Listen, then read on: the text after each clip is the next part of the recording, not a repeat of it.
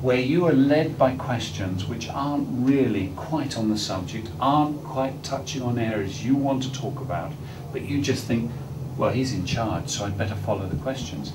And you achieve nothing by the end. All right, you get through the interview. You don't say anything very dangerous or very risky, but the danger is that you get through to the end of the interview and you hear those welcome words, thank you very much, now let's go to the weather forecast or whatever, and your ordeal is finished. But you haven't achieved very much.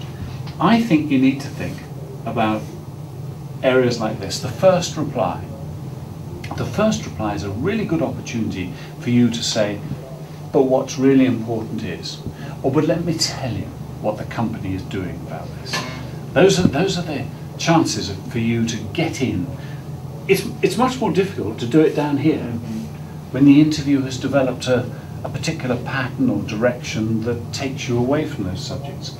So a vague question, and acknowledge it or answer it briefly and say, yes, that's very important, that's something the company is looking into, but what's more important is, and start maybe getting in a few of those key messages at that point. Now, the big problem about 24-hour news is anything can happen. So right about here, I may get a message in my earpiece saying there's been a bomb scare at Rio Airport and the airport's closed. Let's go straight to our correspondent, find out our reporter there, find out what's happening. That's the sort of thing that happens on 24-hour news. So I say to you, Marcelo, sorry, I've got to stop you there. We're getting reports of big problems at Rio Airport. Let's go. We never come back to you. Yeah. That's it, finish.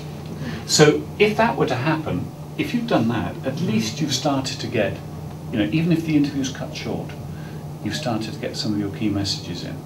But the interesting thing that may happen as well is that this interviewer, who doesn't know very much about the subject but is trying to get through the interview without revealing his ignorance too much, suddenly thinks, that's interesting. I'll tell you what, I'll ask him some more about that. So suddenly, it's on your agenda. You're being asked more details about your key messages, about the things you want to actually talk about.